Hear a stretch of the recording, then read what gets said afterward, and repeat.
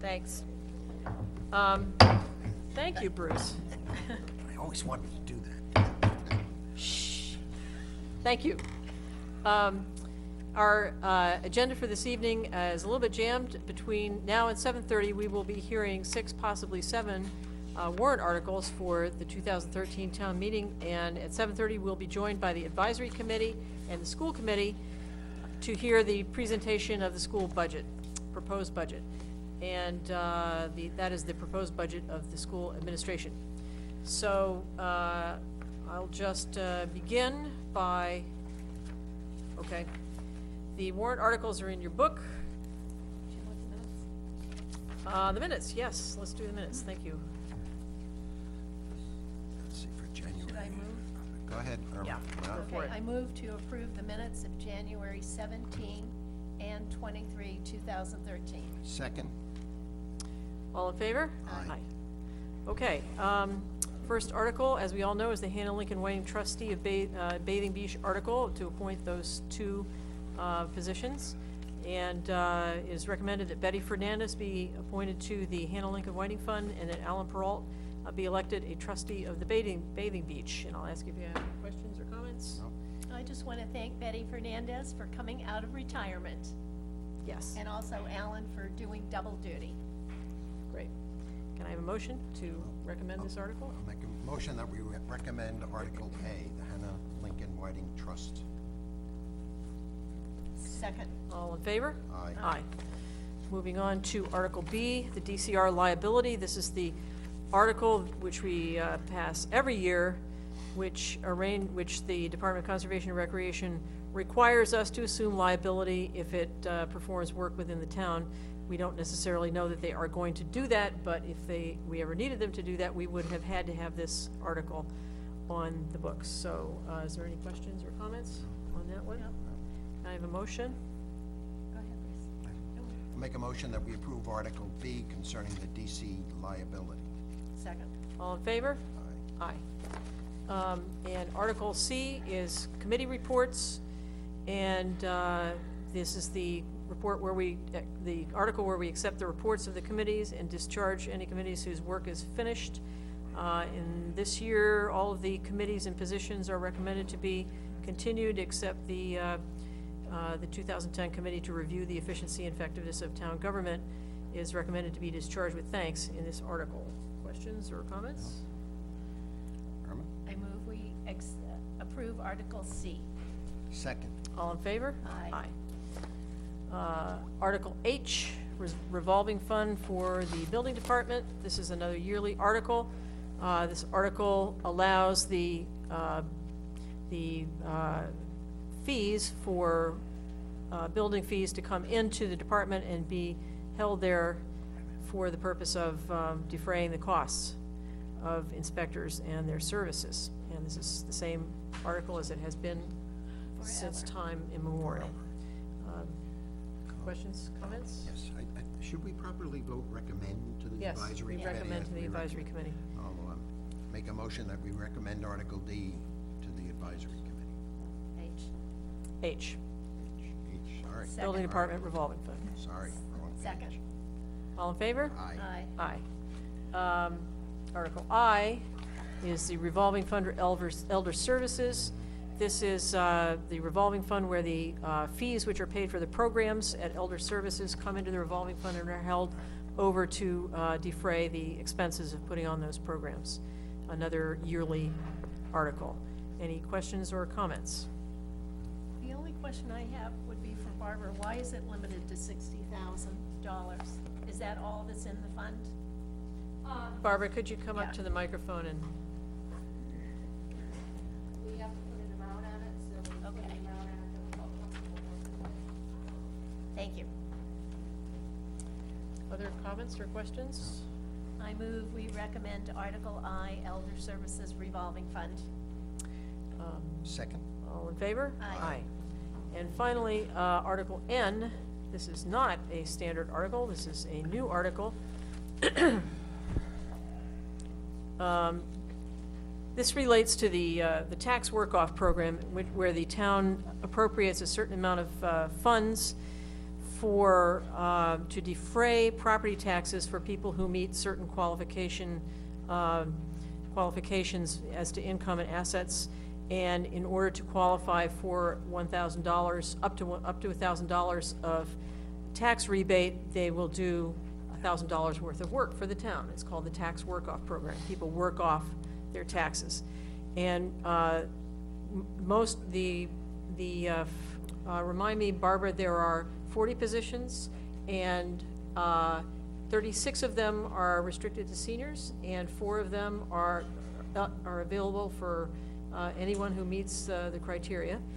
And one of the issues that we've had is that, of course, we like to fill these positions, but there has to be appropriate work for someone to do, and there's only certain kinds of work that seniors are able to do, and there are other kinds of work in the town, like, for example, in the Department of Public Works, that could be done with labor if they were able to do it, but we won't be sending seniors out to paint guardrails and things like that.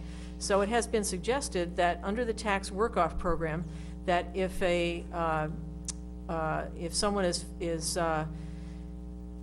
wishes, they may have a representative do their work for them, a volunteer to stand in their place and do the work.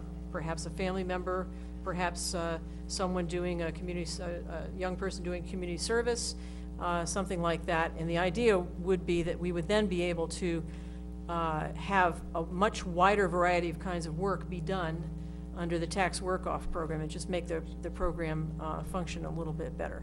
So do I have that right? Do you want to add anything? I mean,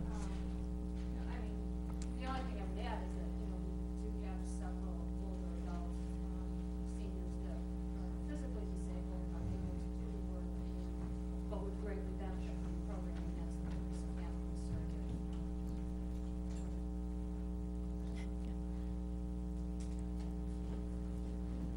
That's all. Okay, so in other words, you have people who are waiting to use the program but can't because they're disabled. I see, okay.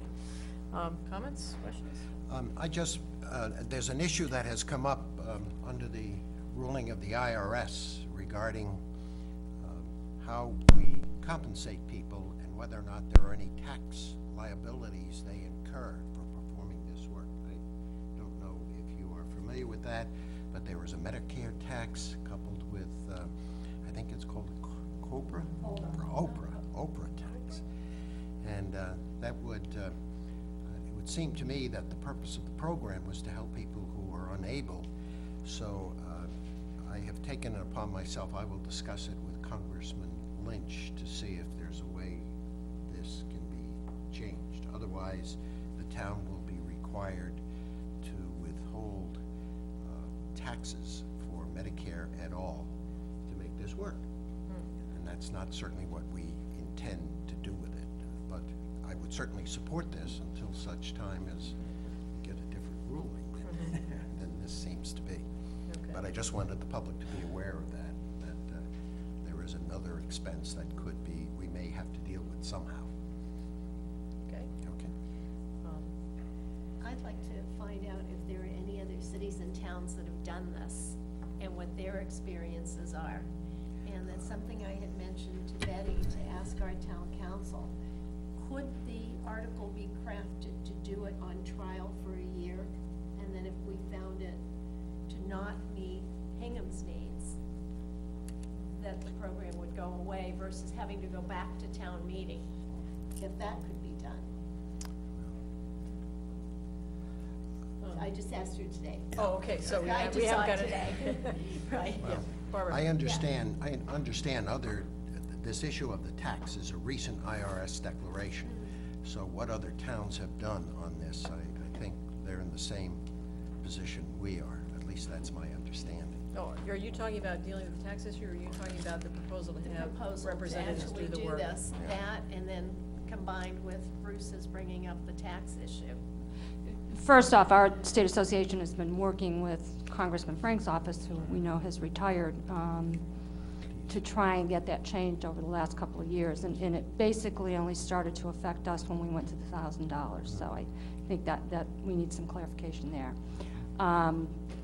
The other community that I'm aware of that did the surrogate program is Sharon.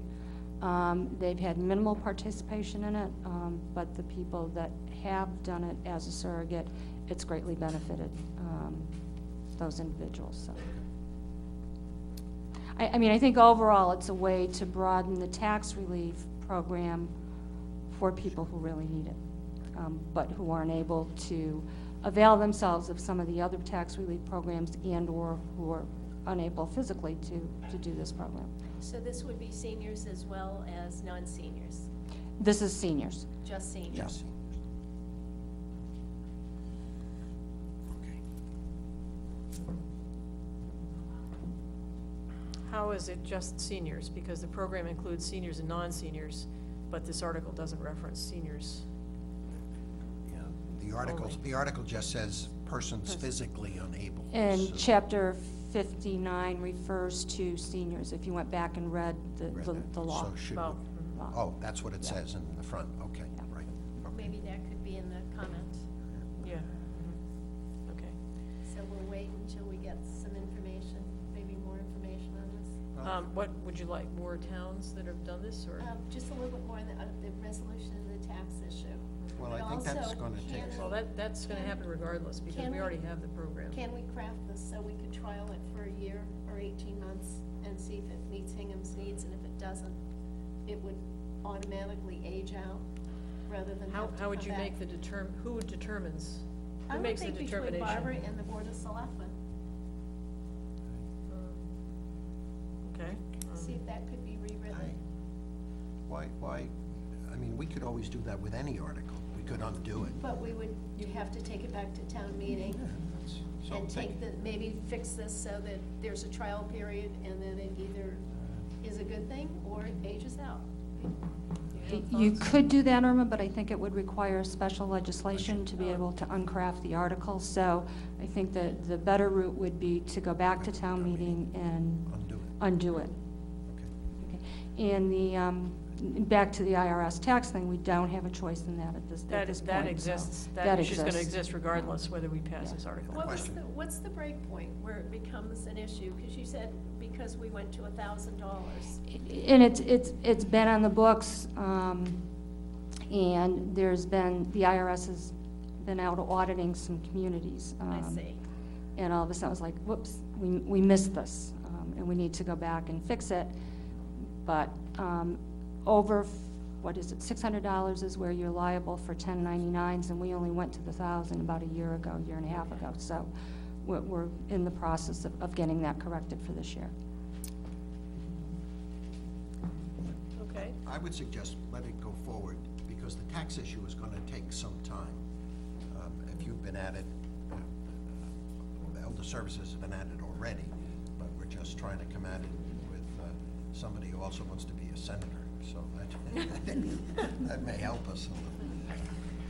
do you wanna make a motion? I'll make a motion that we recommend Article N to the advisory committee. Is there a second? Second. All in favor? Aye. Okay, and where we have just about 10 more minutes, I was hoping that possibly, I got a call from the advisory committee representative today, the liaison for the Housing Trust, and they've scheduled their discussion on the Housing Trust allocation plan, which is Article L, for next week. And I thought we could, if you wanted to do that now, then it would be better. This article is the same as it has been for the last 3 years at least, with one change, which is, the question was raised whether the allocation plan of the Hingham Affordable Housing Trust applies only to monies appropriated by town meeting or to all the funds that come in to the Housing Trust. And we referred that question to town council, and the answer is, according to our bylaw, it refers to all the funds that come into the trust. So our town council rewrote this article to reflect that change, and that's the only thing that is different. Good. And it's gonna still be an annual article. Yes. So, any questions or No, comments? No, this is really good. Okay, we may, the Housing Trust is finishing up a project and looking forward to the future, so perhaps there will be another proposal for next year or some different allocation, but for now, this is this is what we're going forward with. So is there a motion? I move that we recommend to the advisory committee Article L, the Hingham Affordable Housing Trust Allocation Plan. Second. All in favor? Aye. Okay, and before we begin our meeting with the other committees, do we have any appointments we'd like to make? Yes. Anybody like to make a motion to make an appointment? Do you mean to, Well, I think, to the Affordable Housing Trust, Yes, perhaps? yes, perhaps. Oh, that Just to perhaps. I'd pick like a- to make a motion, pick since something out of a hat. he went to the same school I did. well, But don't that's bring that up, a- because he did not go to the same school I We did. will so- not hold that And against him. we won't hold him, Laura, that he went to a different university. Or a I don't- good university like Florida, but I don't Yeah. want to get into No, we this. don't want. I'll make a motion that we appoint Patrick Goggin to the Affordable Housing Trust. With pleasure, second. All in favor? Aye. Any reports? The only report, Excuse me. oh, sure, sorry. The only report I have is that the Sign it. Water Study Committee met last evening, and they will be preparing some documentation that will be put forth on the town website within the next week or so, and that I continue to have discussions with the president and the chairman of Aquarian Water Company. As the article in the Hingham Journal referenced yesterday, they continue to be cordial, but there is a lot more work yet to do. Okay. Just one thing, even though our town administrator isn't here, last week, I think it was, we had a really good, educational, interesting meeting on the Green Bush Trust Fund, which I learned a great deal. Unfortunately, that was neither recorded for videotape or audio tape. And I'm gonna make a request of Ted, the town administrator, that anytime we have meetings that are not in our normal room or on an off day or night, that we at least have an audio recording of them. Because I thought that was a really terrific meeting where the history of that trust fund was talked about and all the deliberations, that I hate for that to be lost. So I will make that request to him. And it'd probably be easier for Kristen to do minutes too. Okay, I just wanted to mention that the Special Education Working Group has been meeting for a few months and has done a tremendous amount of research on what's done in other states, how other states deal with issues. If you'd like the executive summary for how other states deal with the issues of funding special education, the answer is every solution out there has been tried and all have been found wanting. That's the summary. That's the abbreviated version, okay. But no one's giving up, and at this point, we understand that the Special Education Subcommittee in the State House of Representatives has taken as one of their highest priorities the issue of breaking out the very highest cost tuitions and figuring out a new way to deal with those, to reduce the amount of budget chaos. And so we voted last night that we are gonna approach the chair of that subcommittee and ask what they're gonna do and just get information about it, what their plans are, and we'll bring that back to the committees that form the Special Education Committee to ask if they would like to line up behind the proposals or start lobbying other towns to join in and so forth, as soon as we find out what the plans are. And so the committee chose to, as areas to try to come up with a plan around both the question of how to fund the highest cost tuitions in a different manner that minimizes the budget chaos, A, and B, a request to the state to fund the transportation related to special education, which the law states will be funded, but which has never been allocated. So those, I mean, out of all of the universe of things that we considered over the course of months, those were the two that we thought would be in some way they're eating around the edge in a way, but they would have very large impact if we could make progress on them. And they're easy to understand and something that you could possibly organize people around. So after we have this meeting with the Education Subcommittee, we're gonna come back to the school committee and to the Board of Selectmen with a suggestion for, this is what we think we should pursue and try to get other towns to. But that's where we're headed at this moment, so I just wanted to update you. Was there on that. anything creative out there? Lots, Was it lots. other- But Yeah. still, There's some very complicated, almost all the formulas and the ways of doing it are extremely, so hard to understand, just like ours, that you can spend a lot of time reading it over and over and over. So I guess creative is a good description, but, Still doesn't do it. but no, we didn't find anybody anywhere in any state who said, this is how you do it. This is the answer. We're totally satisfied with this. This absolutely works. So it's, so we're not the only ones. I guess I feel a little better. We're not just, Massachusetts isn't the only state that struggles with this. This is a problem everywhere.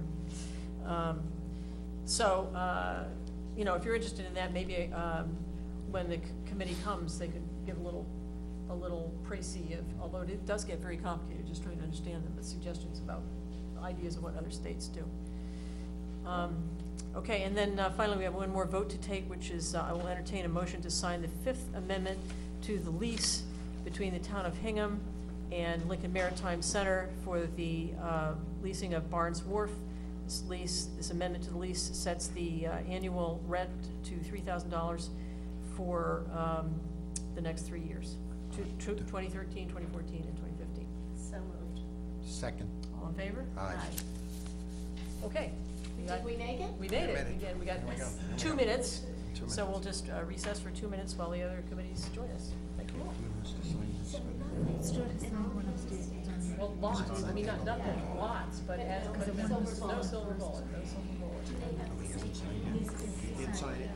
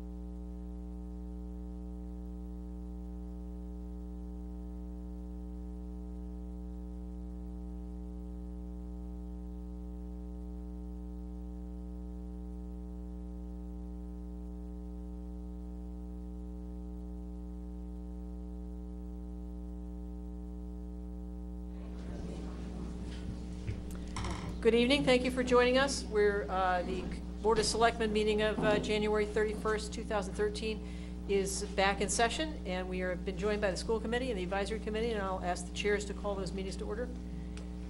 Good evening. I'm calling to order the school committee meeting of January 31st, 2013. Good evening. I'm calling to order the advisory committee meeting of January 31st. Note that we have a quorum. Thank you for joining us, everyone. We are here to hear the school budget presentation that we hear every year at this time to get a feeling for what the administration is proposing to the school committee. And after we have the presentation, we will just ask the members of the Board of Selectmen if they have questions or comments. Then we will ask the members of the advisory committee if they have questions or comments, and then we will see if there are any questions or comments from the public. So that's how the meeting will go. So I'd like to ask Superintendent Gallo to. I think I'm going to start the meeting. Are you going to start? Oh, great. Yeah, Good. before we turn it over to Dr. Gallo. Good evening. How quickly a year goes. It feels like we were just up here doing this. There have been a few changes over the course of the year, and I'd like to share those with you before I turn it over to Dr. Gallo. Last year, I stood before all of you and talked about special education and the need to split special education up from regular education. And this year, you will see that that is more necessary than ever. There are swings in that budget that we are going to share with you tonight that further emphasize the unpredictability of this budget item. I also spoke to you last year about unfunded mandates, and I'm here again to tell you tonight they are continuing and they are getting more expensive. So these two items alone, unfunded mandates and special education, present unique budgeting items to the school committee and to the town, and are reasons that our budget is unique and different from those of other town budgets. The other thing that I'd like to discuss with you that have changed over the course of the year is our budget process. We did budget differently this year.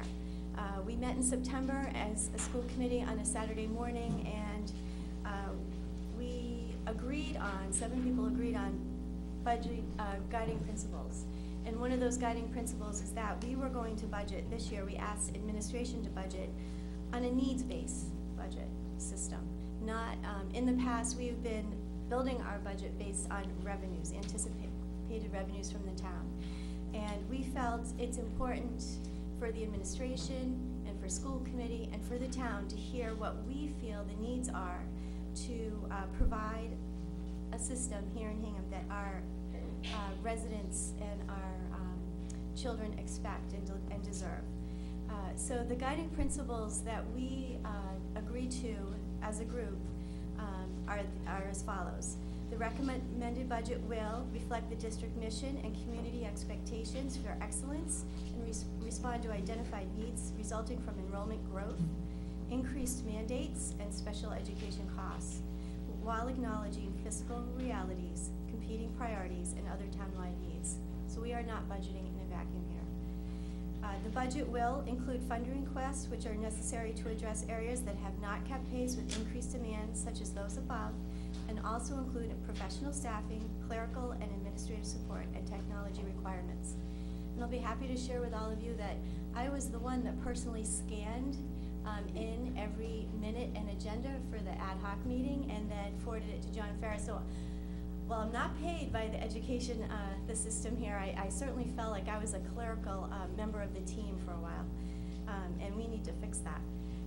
The guiding principles will also reflect contractual obligations as we know them, professional development requirements, and staff supervision and support provisions to further the district's goal of attracting, developing, and maintaining a highly qualified and adequately staffed system. And we have many of those people here with us tonight. Continuing on, the recommended budget will provide funding to meet state and federal mandates, and I mean unfunded mandates, and DESE regulations, including those related to special education and ELE laws, mass accountability standards, Common Core curriculum adoptions, and the new educator evaluation standards, which will be incorporated into the budget.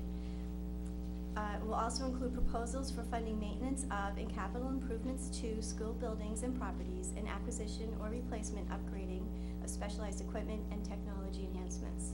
You'll see that in our capital budget. We submitted a large capital budget. We prioritize from there, and you know, we think it's important that you all understand what we need in order to maintain our buildings. The guiding principles also recommend that the budget will provide adequate funding for projected utility and energy costs and for contracted services such as for transportation and preventative maintenance. It will also responsibly develop and reflect consideration of cost-effective approaches to acquiring, managing resources, and will include appropriate documentation of both needs and proposed solutions. So, as I'm sure you can imagine, it wasn't easy to get all 7 of us to agree. There was a lot of wordsmithing. We had great debate and discussion. However, in the end, we feel these principles accurately reflect the needs and wants of the parents and grandparents and children of the town of Hingham. Hingham is a great town to raise your children in. We have a beautiful town. It is well maintained by the DPW. It is protected and safe, kept safe from our police and fire departments, and it will continue to provide an excellent education at a very fair cost, I might say, which was a topic of discussion in the Boston Globe. Here, you'll see that Hingham's per pupil expenditure is $11,213, 12% below the state average of $12,727, which means we are effective and efficient. And Bruce, I think you were the one that asked me, what do we get for our money? And so I'm here to tell you we're doing a great job. We're continuing to see our students perform well, very well in AP exams. You'll see we're well above the Massachusetts level, well above the national level, and very high within the state of Massachusetts. We have 2012 AP Scholar designations are one of the highest in the state of Massachusetts. And our graduation rate, which was recently a topic of an article in a local paper, continues to remain high. And as you know, the mission of Hingham Public Schools is to graduate students with academic, civic, social, and personal skills necessary to become productive, responsible members of a democratic and ever-changing global society. These children will be our future teachers, our future leaders, our future selectmen, our future advisory board members, and we're here to promote a fair budget for these children. I'm here to tell you that we need to reconsider some of the decisions that we have made in the past. We have not added to staff to meet the increasing student population, which Dr. Gallo will go through with you. We need to reinstitute a full, our assistant principals, which we cut. We need to add a bus and a bus driver to get these kids safely to school. And we need to return to needs-based budgeting in order to continue to provide the excellent education that this town expects and wants for our children. As always, we will work with you to find a mutually acceptable balance between the town's resources and the school's needs.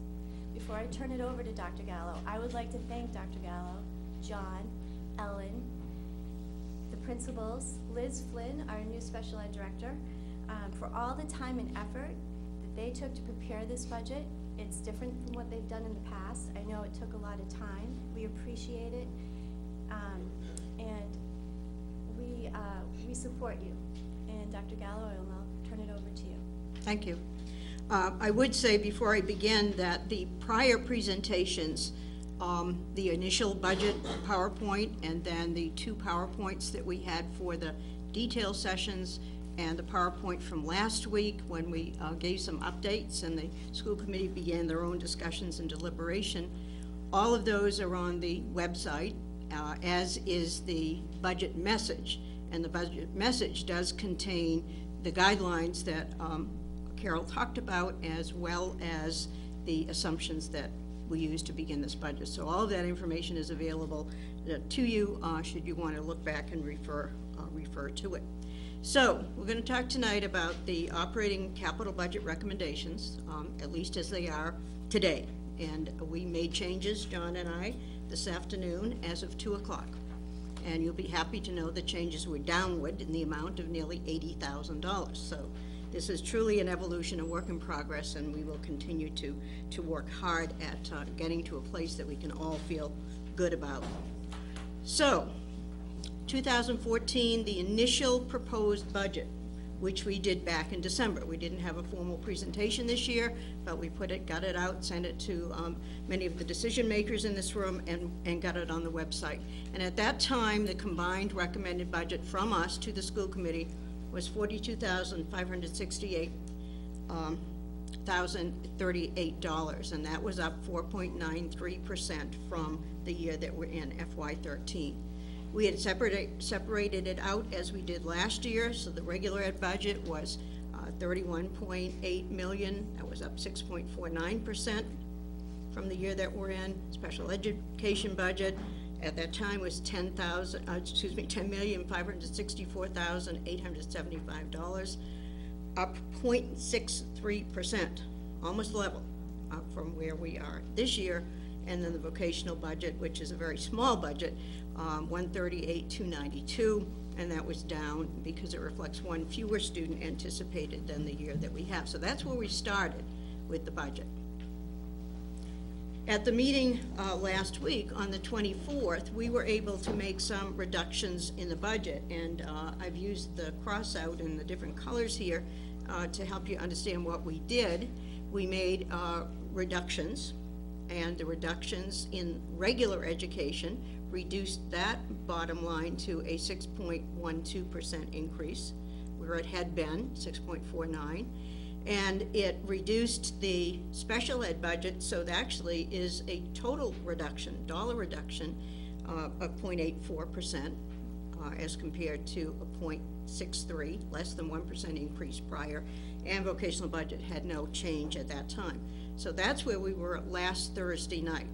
A total budget of $42,304,003, a 4.28% increase overall. So tonight, where we are is a combined budget of $224,716. That's a reduction of $79,287 from where we were last week. It means that the overall total budget is at 4.09% over the current year, with regular education being up 5.86%, with special education being down 0.84%, less than 1%, and with voc being down as well, as it has been from the beginning, 4.96%. So this is just a quick snapshot of where we are tonight, and I'll go into some detail about how we got there and what the components are that make up that budget. So these are the reductions that we've made since December, categorized. In the 2300 account, and that's in the regular education budget that is mainly personnel. The majority of the teachers are in this budget. I say the majority because people like guidance counselors, librarians, they're in other sections of the budget. So the majority of the teaching staff is here.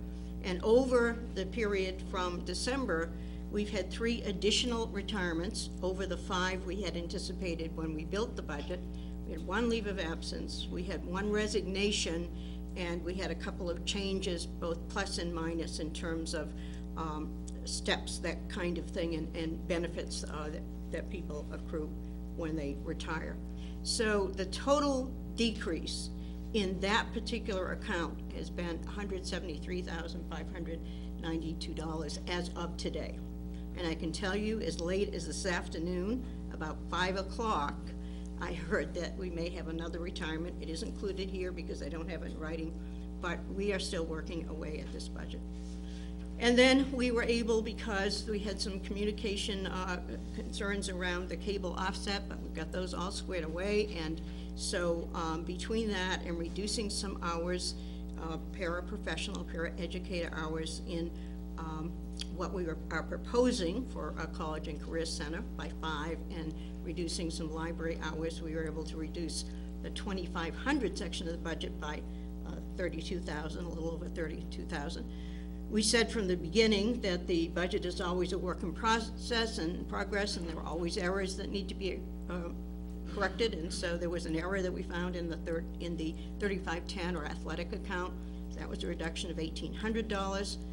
We looked again at the revolving accounts and decided that we could use additional building rental revolving account figures and also Kids in Action as additional offsets, and could reduce the budget therefore by another $25,000.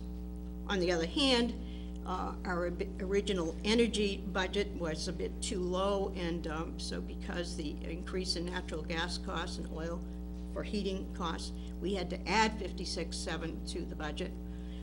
On the other hand, we felt we were able to reduce the electricity anticipated price by $25,000. We had, when you add our actual retirements in, there are some benefits that accrue to retirees. And so we had to add an additional $12,900 as we added more retirements. We felt we could adjust the legal budget, which is in the special ed account, by $10,000, and we were able to reduce one anticipated tuition in the special ed account. And we were confident that one of our special ed students will in fact graduate this year and accept her diploma, and we could therefore reduce that amount of money by $144,700. So the total amount that we've reduced since December is $343,322, and that's just a brief summary of how we got there. This is a slide that's a bit hard, but it's a summary by accounts, with the total line being what you saw back on the snapshot page. So we're at 5.86% increase in regular ed, and in the middle column, you can see the adjustments we've made. In special education, which is in the green, might help if we shut off some of the lights. I think here there's kind of a glare. We'll try that. So we are again at a reduction of 0.84% in the special ed, and the vocational ed has remained. Is that any better? No? Okay. So the total line at the bottom is exactly what we showed you on the other side. On the other slide, 4.09% increase overall. We should give some background before I talk about the individual items that we've listed as newer initiatives. This is a slide that shows growth from 2003 to what was projected for 2013. So the bar at the right, the red one, is what we're projecting for September, and you can see the steady growth there, 640 students growth, 644 growth over that period of time. And you can also see you've got the trend line there, so you can see there were some years when the growth was a little bit higher than other years, but 64, 65 youngsters per year on average is what that rate of increase would be. And we certainly talked a lot about that in the past. This slide is a particularly important one because I think you've heard me say several times in recent years that we are experiencing what seems to be a greater and greater increase in the number of youngsters that we pick up between kindergarten and grade 1.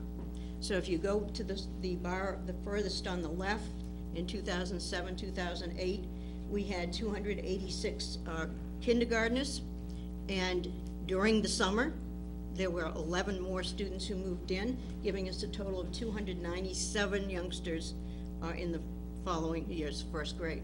But if you read it from left to right across, in 08, 09, there were 19 youngsters, and these are net because obviously some folks move out and some move in.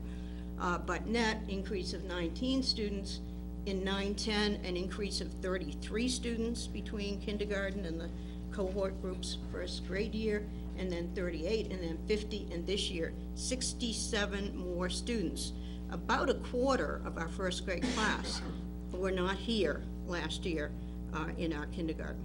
So that's been a concern for us each year because that's a growing number as to what we need in terms of teachers for the first grade. At the same time, however, if you look at that, you can also see that the total number of students in grade 1 seems to be declining a bit. And we need to have a couple more years of data here to see whether that decline is going to be simply a dip or whether that decline would continue, signaling what we've all anticipated with the studies that have been done in the past, most recently in connection with the middle school addition, that we would come to a point, level off a bit, and then dip.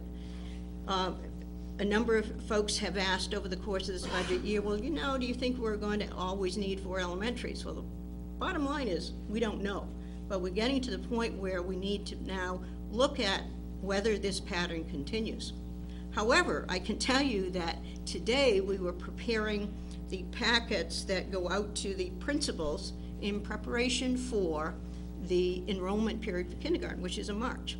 And as part of that process, we get we get birth data from Eileen in the town clerk's office.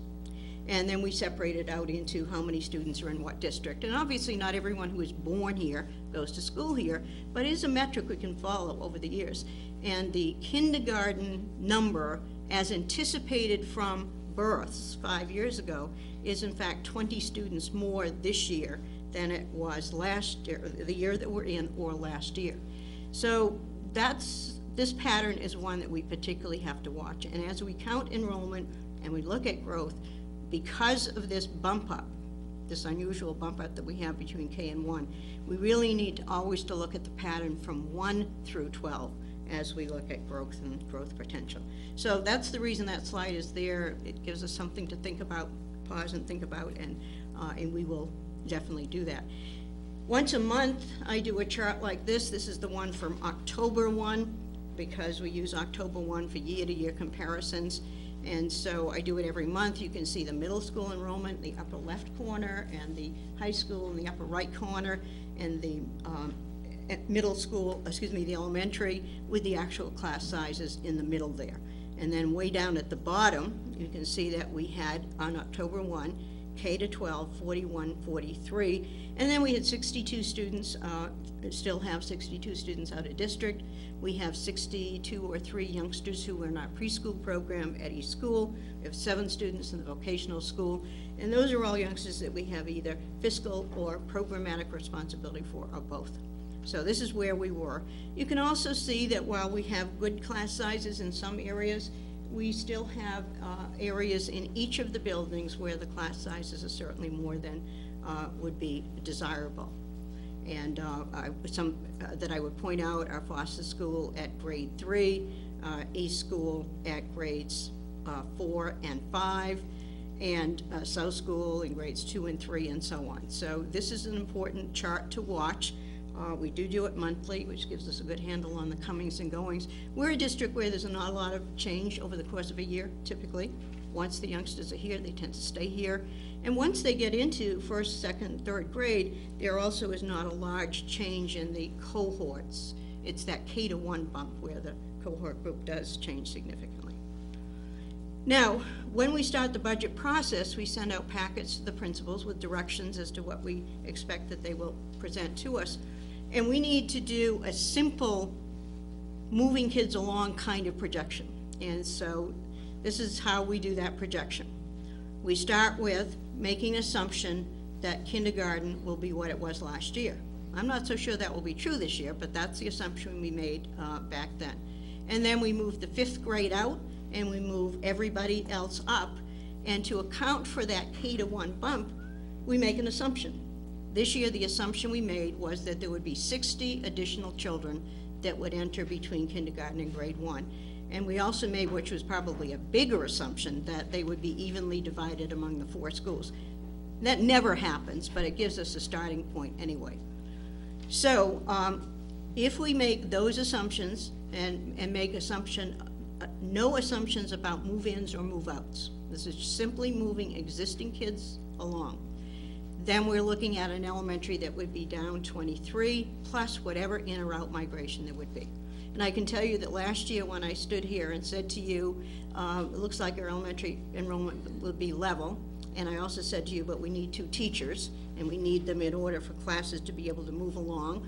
A lot of people were critical of that, and in fact, I can tell you that the enrollment wasn't level.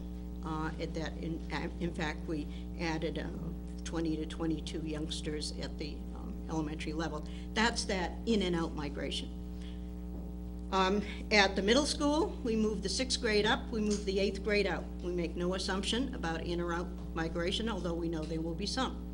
But making that assumption, we anticipate middle school would be up by 23, plus however many youngsters net move in. And at grade 12, we move out the 12th grade, and we move in the 8th grade from the middle school, again, not making big assumptions. So doing just that, we would be up 40 plus in or out migration. But I should fairly say that there is out migration as youngsters move from grade 8 to grade 9. It varies a little bit from year to year, but there will be students that will go off to private school or to vocational school. So making those very simplistic assumptions to have something to build a budget around, that would give us 4182 projected K to 12 total for next year. Carol mentioned the needs-based budget, and of course, those were the marching orders, so to speak, that we received, for those of us who build the budget. So this is how I interpreted that. These are my words, not the school committee's words, but what is a needs-based budget? Well, it's a proposal from the administration to the school committee, and we are still at that point. The school committee has not adopted its budget. They began to make comments about it. Those of you who were at the meeting last Thursday, or perhaps saw it on TV, each member of the school committee had comments about the budget, but it still is an administrative recommended budget. So it's our proposal, and it reflects the needs and priorities that were identified by our principals and our directors and those of us at central office. It's a budget that includes costs that are known. There are certain things that we know, certain tuitions that we know exactly what they will be, or where we don't know the exact number, costs that are projected based upon whatever current information we have. It's a budget that results from enrollment increases or new or emerging needs, and that's what's new in this budget, or, and this is really important, or a backlog of needs that reflect prior cuts or underfunding. I'm not being critical when I say that. We've been through some tough financial times, and all departments have had to make cuts, and in all departments there was likely some level of underfunding based upon need. The backlog of needs is the reason that in some categories adding personnel seems to be more reasonable than you might think it is. If we're looking at going up 40 youngsters in the high school, you might say, well, why do you have so many staff requested there? Well, it's a backlog, so the projections that we have for adding staff are related not just to what we need from this year to next year, but the accumulation of things that have been built up. And I think the last statement is probably the most important one, that for us, a needs-based budget is the beginning of the conversation. It's not the end point. This has been an evolving budget, as you've seen from the past numbers, but is the beginning of a conversation that we will all have and have been having, and hopefully will culminate in a place where we can all be comfortable. Our budget, the last several years, has been a net budget, and that's important. For many years, we had grants and so on that sometimes showed up as an offset in the budget, but sometimes were places where we could expend directly from the grant, so you really never had a true idea of things like the number of dollars and the number of personnel that were involved. So we've tried very hard in the last few years to make it a net budget, showing gross figures on this chart and then what the net would be. In the special ed area, the gross budget proposed for next year is almost $12.5 million. But if you look down about a third of the way down the page, there are offsets in the amount of $1.9 million. The largest of those are the federal IDEA money, that's the grant, entitlement grant from the federal government, and the circuit breaker. So we have almost $2 million to offset the gross cost of special education. And that was true last year. We gave those offsets last year as well. So that brings us then to a net budget for special ed of $10,564,875. The difference between the gross budget and the net budget for regular education also reflects the application of some offsets. The offsets there are mainly from things like fees, the athletic fee being the largest one, tuitions that we collect from parents who choose to send their children to our integrated kindergarten program, our integrated pre-K program, and the various revolving accounts into which we put things like rental dollars that come from people who use our buildings, and things like the cable offset and so on. So the offsets for the regular ed budget are mostly within our control, in terms of the revolving accounts anyway, and are less than half of what the offsets would be for special education, well less than half. So the total offsets for regular ed, 460,053. And so we get a net spending for regular ed, the net spending for special ed, and come up with the total. This particular chart was based upon where we were in in December. So it doesn't reflect the 300+ thousands of dollars of cuts. But I think you can get the order of magnitude from this chart. So we put together a number of requests that reflect needs that have been articulated to us by principals, by directors, or that we believe are in central office we need to do something about. We put them into 4 categories. In fact, some of them could have been put in more than one category, but we put them all into one category only, and here they are. An additional elementary teacher, not a big bump up anticipated in elementary, but that real uncertainty about what's going to happen between K and 1 is the reason for that. 4 grades 7 through 12 teachers in the core subject areas and electives. Last few years, we've put into the budget some few dollars, some FTEs for the secondary level, but we've concentrated mainly on the core subjects, math, science, English, social studies, and foreign language. But of course, secondary youngsters take electives as well, and as our enrollment has grown, we've either cut electives or have not been able to keep pace with the growth. So it's 4 FTEs. An additional bus and driver. We currently have 9 big buses. We've been increasing. Every one of our buses is needed for our middle school transportation. We're continuing to grow. We also have responsibility for transporting private school youngsters who live in Hingham and go to a private school in Hingham. And that responsibility has grown as well. We picked up Su Escuela now, which is a brand new school that offers a growing elementary program. We have St. Paul's youngsters, a few Derby youngsters, and so on. And the bottom line is that many of our buses are crowded, and we need an additional driver. We have bus lease, so this amount of money would cover an additional bus out of the lease and a driver to go with that bus. As we've grown, we have very large numbers of students, for example, in cross-country. And in fact, our whole track program enrolls over 200 students, and so we need some additional help there. That's a growth-related thing.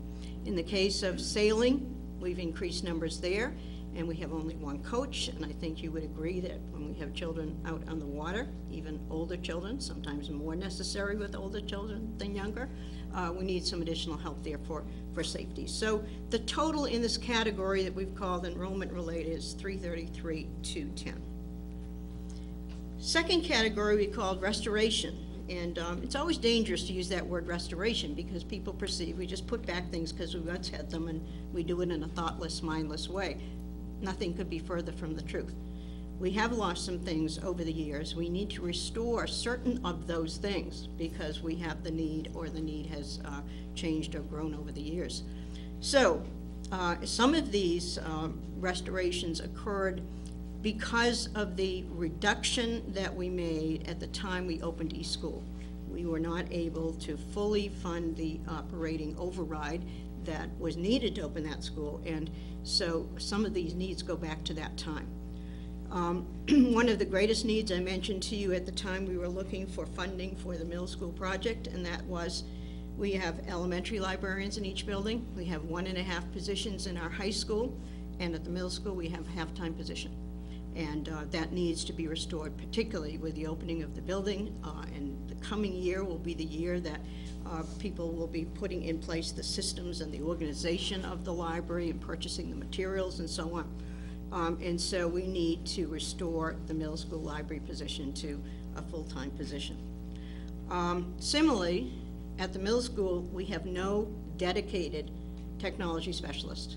Technology specialists there are the 3 administrators who do yeoman's work and are very capable people. But first of all, they can't give all the time to that is needed, and secondly, we are taking away from their other duties. So at the elementary school, we have a technology person in each building. At the high school, we have Joe Andrews, and we also have some teachers and some paraprofessionals that actually work in the various labs and do some instruction there. And at the middle school, we have no position that says technology, para-technology specialist, technology aide. We badly need that, and that's another position that I noted at the time that we were looking for the construction money for the school. We've had a terrific bargain last few years, and the bargain is actually sitting in the room tonight, where we've been able to take advantage of a person who retired formally and came back to work for us part-time. And so at the time, we took some dollar savings there. We went from a 1.0 position to a 0.4 position, and now Doug Hawley is going to be moving along and spending less time with us, and we need to have a full-time math director, particularly with the Common Core and all of the things that are going on in that subject. So we have to now pay the piper, so to speak, and restore that position to a full-time position.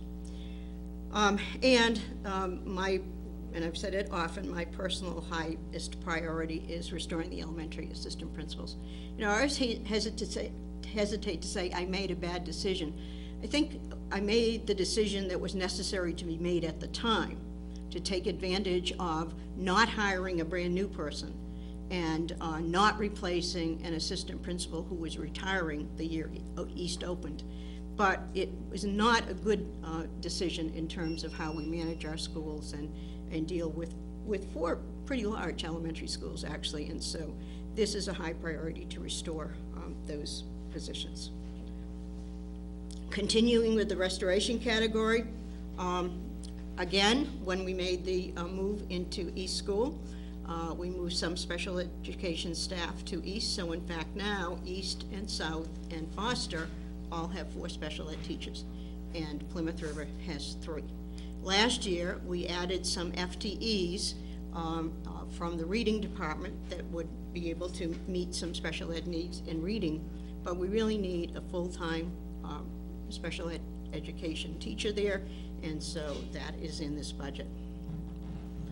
We, when times were tough a few years ago, we did make some cuts with custodians and maintenance staff, and those are always just short-term solutions to problems.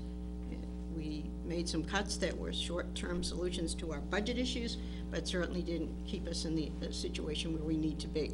So there is in this budget a request for a person that we're calling a custodial maintenance support person, someone who can give us some supervisory help in the area of the custodians, and that is something that John felt very strongly about. I think it is an important thing to put in there. We have a lot of real estate, as you know. We like to keep it up, but it requires ongoing maintenance, and so this is, I think, a good suggestion, not trying to restore all the custodians we had or all the maintenance people we had, but a person that can serve some multiple roles, and that's why those slashes are there. We have reduced over the years the number of college students that we have working for us in the summer, and they are a big bang for the buck. They're enthusiastic kids, they work hard, do a good job, and so there are 3 additional of them. They work about 10 weeks in the summer, often start working before school is even out because college youngsters go back to school early. So there are 2 different sections of the budget, but 3 of those. And $12,650, that's a lot of manpower or woman power for a good price. Many years ago at Hingham High School, for a long, long time, we had a career center that was staffed by a para-educator. It was a place where youngsters could go and look at resources related to college placement, a place where we could bring in representatives from different colleges and so on. And I would say in the last 10 years, this has only been funded for probably 3 of those 10 years. So we're looking now at sending that concept in kind of a different direction, funding it originally at 30, and we made that cut last week of now at 25. We're going to change the name of it. I'm calling it a post-secondary support center, so it'll still provide resources for children going on to college as well as those who are looking to the career world. But because we have some wonderful software now called Naviance, the idea here is that we might have some flexibility about this role, that the person who would be in this role, a part-time para-educator role, could also perhaps come in the evenings. And we could have some time designated out of this amount where parents and students could work together in exploring college options and using that Naviance software. So going in a different direction, so it's a good example of restoring a function, but not the function that existed 5 or 6 years ago, the function that we need today. So that's a total of $15,290. So in the total restoration category, and this is updated from last week, $492,564. There are also needs all the time and wants, and certainly would agree that want is a big part of this, to enhance our program. And that is part of the mission, is part of our guiding statements, is providing quality programs and improving them all the time. We have a global citizenship program, very exciting program at the high school. It has an academic component to it, where ultimately kids will graduate with a certificate of sorts, what's another word for certificate? No, added to their diploma. What's the word that we're using, Carol, do you remember? A certificate, okay, attachment to the diploma. But there's also a club aspect to it. And this is a program that has been developed grassroots up. We have some wonderful teachers that have a lot of initiative and a volunteering spirit, and they have really developed this program. And we think that programs that are developed that way, as opposed to simply being imposed from afar, of course, my height is not very far, but anyway, we think that we really need to support those programs. And right now, that program is being supported with Hingham education funding. So the $6,200 here would reflect stipends for existing teachers, not new people, but stipends for the work that they do after school and supporting this program and in advising it and mentoring the students. Another kind of grassroots program is the Freshman Advisory Program. The New England Association of Schools and Colleges, which is our accrediting group, has been pushing for years on schools putting together advisory programs, really for all grades, but programs where students have a more personalized experience, where there is someone other than the guidance counselor that a student could go to and seek counsel from and have a relationship with. So we have a wonderful advisory program. I am so impressed with some of the lesson plans that I've seen, again, developed by teachers volunteering their time. And so this amount, again, is for stipends for the after-school work that teachers are doing in this program. Right now, it would be for freshmen only. It's beginning this year and really has some wonderful materials. And if anyone would like to see sample lesson plans, we can certainly share them. We have a language lab at the high school. It's one of many areas where we cut back over the years, and so we have a request here to add an additional 5 hours a week, from 20 to 25 hours a week. Every class, every foreign language class in the high school gets there at least once in the cycle, and we need more time that space can be open, and the person there maintains the equipment, assists teachers, may assist students who may go at times other than with their class, and that's a good example of something that could have been in the restoration category. And then, every year, of course, when we've had to cut back, the kinds of things that you cut first are things like equipment and maintenance and all of those things, supplies and things that are needed in the classroom. And so those needs backlog and they build up. And so there is a request in here for a specific amount of money. A big piece of that is for copiers and some maintenance projects. John has started a program of, instead of buying our copiers and then ending up with old copiers that require a lot of maintenance, coming up with a program where we will have some leased equipment and adding to that over the years. And when you lease the equipment, then the maintenance is free over the period of the lease, and we think that we have the opportunity to save a lot of dollars in maintenance with that program. So in the enhanced programs category, 43,843. And then the last category was areas of unique need. And when we talk about this being a needs-based budget, we could really mean that in more than one way. Certainly I gave you a definition of what I meant in terms of the funding piece, but we have lots of needs that many people in this town might not even think about. Health needs of students, family needs of students, emotional, mental health needs of students. And so the things that are here in this category reflect something that didn't exist perhaps 5 years ago. One of those things is, I guess to keep my sanity, is some help in the central office. The number of mandates that we have had over the last several years is staggering. And many of them involve reporting requirements. Even something as simple as the open meeting law, which is certainly a wonderful thing, and you would all agree that having access to the goings-on in town, whether it be on the cable or otherwise, is an important thing. But the bottom line is, every single public meeting that we have needs to be posted with a full agenda, and needs a packet, and needs minutes after the fact, and sometimes means chasing after the minutes, and needs review of the minutes, and redoing of the minutes, and storing the minutes, and posting, and so on. I used the figure 2 weeks ago, so it's outdated already. The project that we have, the Fields Project, which I'm sure everyone in the room and at home knows about, we had ad hoc committee of volunteers. In the year and a half that they were working to come up with a recommendation to the school committee, there were 25 meetings of that committee. Since September through now, we have had, as a school committee, 53 posted meetings. Some of those are school committee meetings, some of those are subcommittees. Our school committee has a number of very vibrant subcommittees that work all the time. So school committee meetings, subcommittee meetings, permitting board meetings, and so on.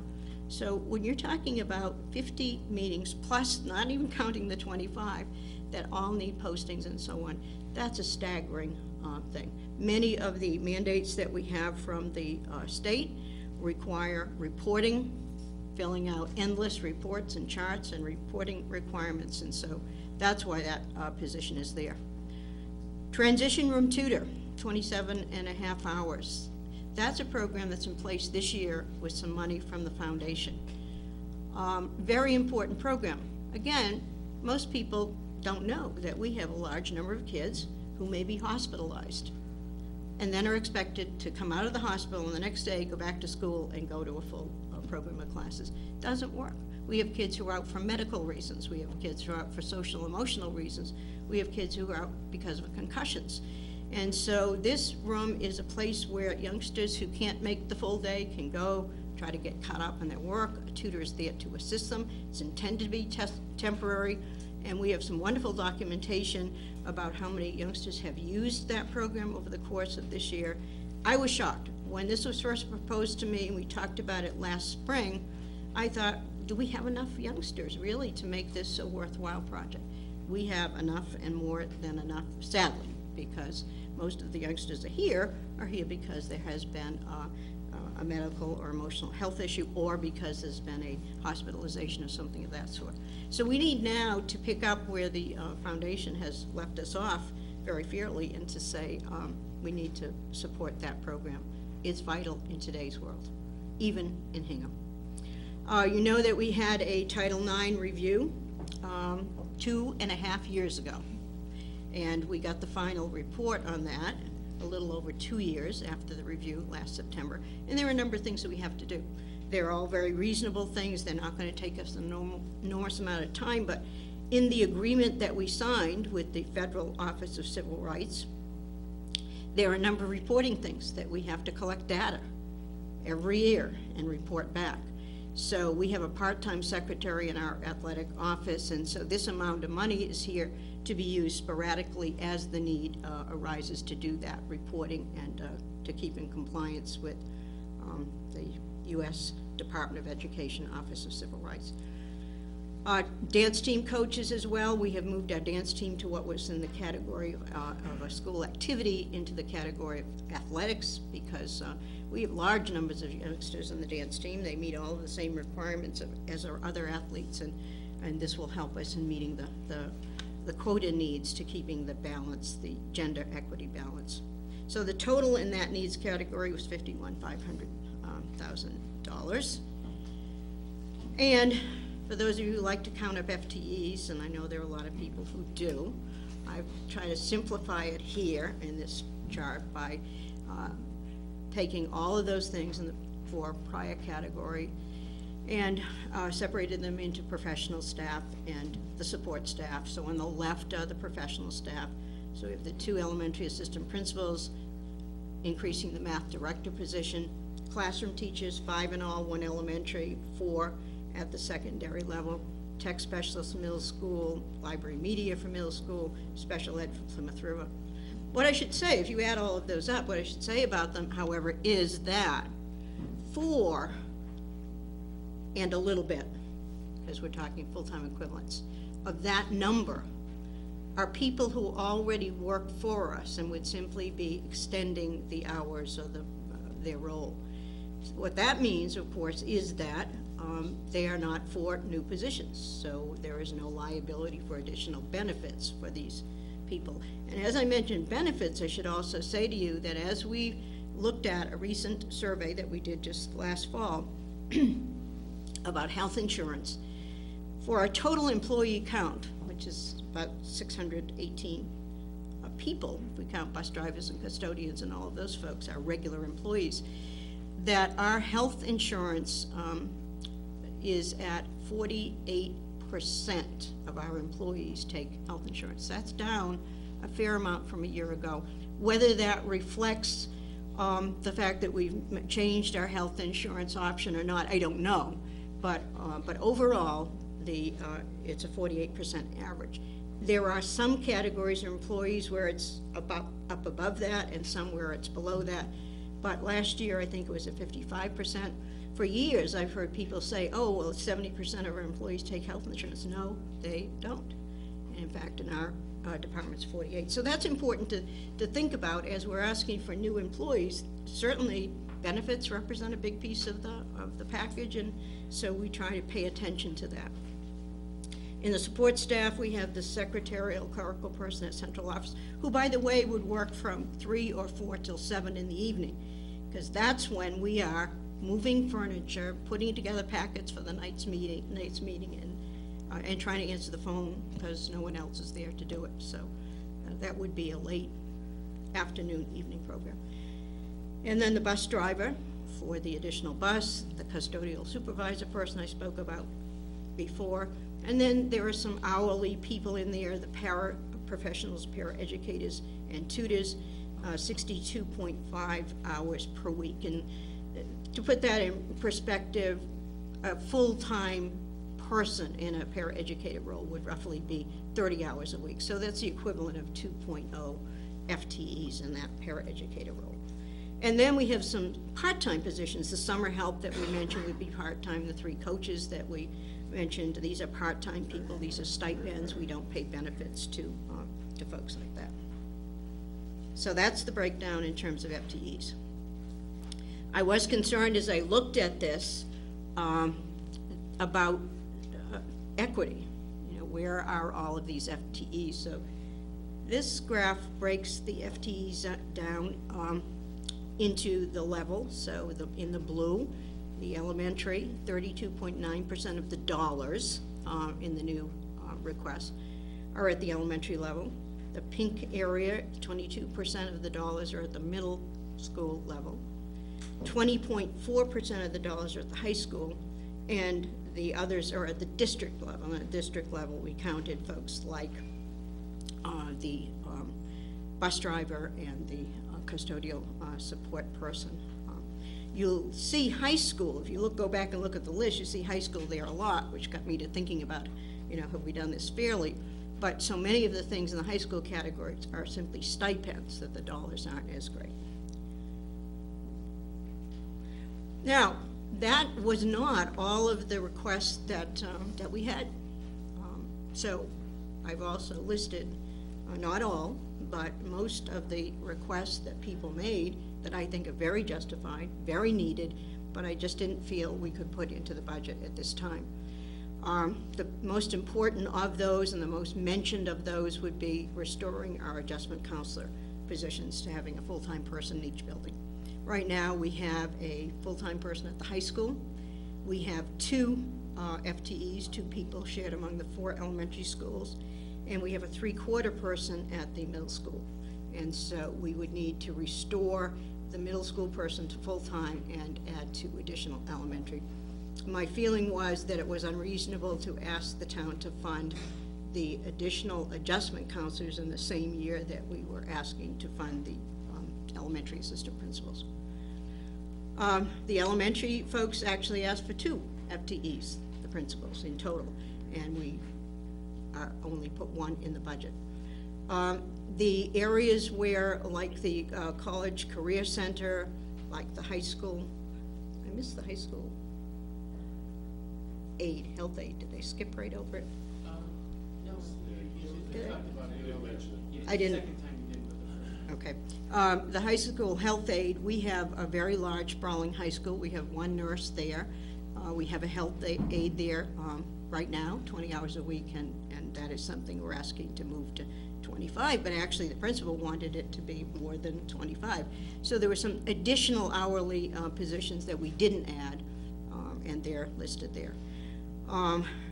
The elementary staff was looking for a full-time reading evaluator. Lots of requests for assessing youngsters at the elementary level, and we have 4/10 of the budget attributed to that function. We could use more, we didn't put in the more. The transition program that I talked about, the request really was for 30 hours, and we didn't add all of that into the budget. And then there were a variety of other materials, equipment, maintenance projects, textbook, supplies, and so on, that add up to well more than $100,000 that we didn't put in, so I've used 100 as an estimate. So the total requests that are not included in the budget, but that I could justify every single one of them, and that is $358,484. So if we look at the proposed budget by function, the regular ed budget is there at 61%, and that's the instructional part of the regular ed budget. Special ed budget at $10.5 million is 25% of the budget, and then those other pieces cross over those various categories. So we have the health and student services, the facilities and operations, and the utilities and the heating and all of that. The vocational piece of the budget is a tiny little orange slice there, and then the school committee administration part of the budget. So that is how that breaks down, and that kind of segues well into talking a little bit about special education. So last year, when I was here, we had a special education budget that, over the course of the budget development, had grown by $533,000 between December and January 31st when I was here. And that was a result of move-ins, 3 students who moved in. The placement cost of those students for the year that we're in was over $500,000, and that was a dilemma, because a regular ed budget was way down, a special ed budget was way up. Well, things have changed a lot in a year, and you can see that in this chart. This is kind of the history of the percent that special education is of the overall budget, and you can see it's been growing and growing and growing.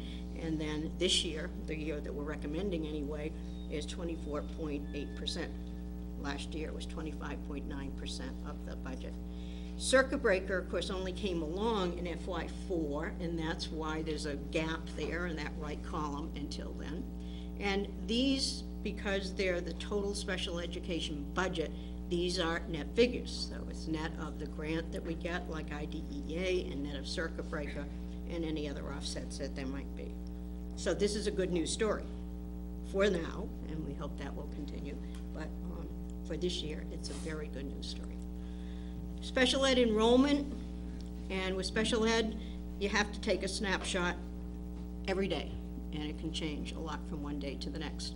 So this snapshot was taken a day in early January. I think it's pretty close to this now, but if you look at special education by level, at the pre-K level, we have 35 special educated preschool age students, 3 and 4 year olds that are in the pre-K program at each school. Now, there are also typical youngsters because the program is required to be an integrated one. So when you look on another chart at our pre-K enrollment, that's going to be about 65 youngsters. But if we're looking only at children with IEPs, there are 35 in the pre-K at East.